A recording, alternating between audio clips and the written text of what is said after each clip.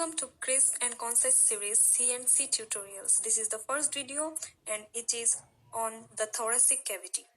First of all, we should know the relevant points, the bones forming the cavity.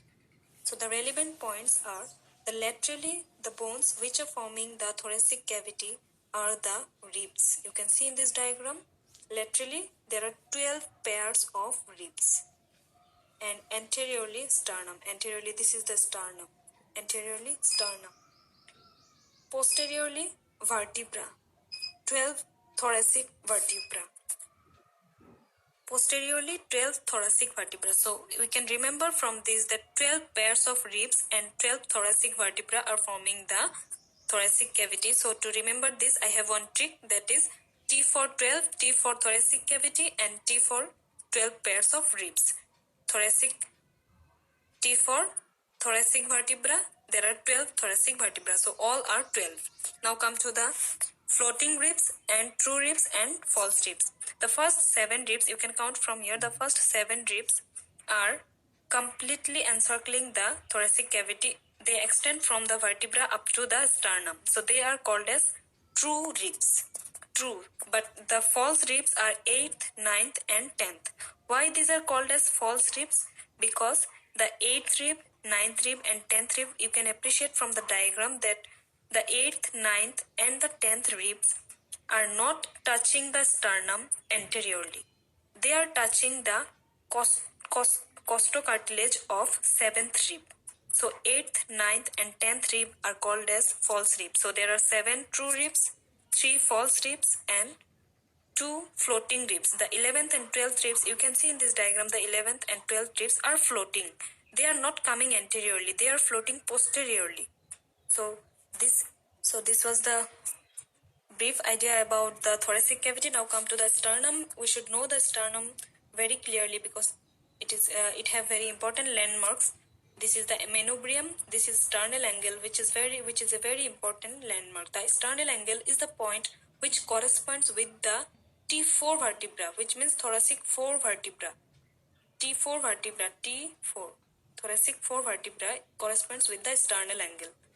And at this point only, this is the sternal angle here. At this point only, you can see from the diagram, the second rib attaches with the sternum. So we can clinically count on a person the sternal angle, the ribs from touching the sternal angle. We can feel the sternal angle from above the skin, and after that we can count the intercostal spaces also, because at the 5th intercostal space we can feel the apex beat of the heart, which is very important. So we should know that the sternal angle is at the level of second rib and at the level of 4th thoracic vertebra.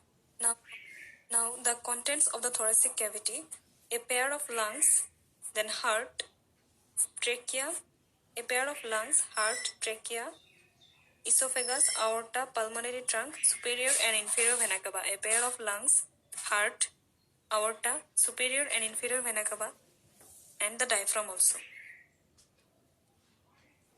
Now coming to the chest X-ray. One of the most common question is asked, why the chest X-ray is always taken in PA view and not in AP view. The answer is because on the PA view we can get the better shadow of the heart, the lungs and all the organs of the thoracic cavity, because PA view means the X-ray will be passed here. You can see in the diagram, the X-rays will be passed from the posterior side and there will be a film here and the rays will traverse from posterior to the anterior side. So the shadows of the organs present anteriorly will be taken clearly. Here it is the AP view and here it is the PA view. You can appreciate from this diagram. So we can see here there is carina. Carina means the point at which the trachea divides into 2 bronchus. Then right hilum and pulmonary artery, aortic knob. Then here there are some angles which are very much important. Costophrenic angle.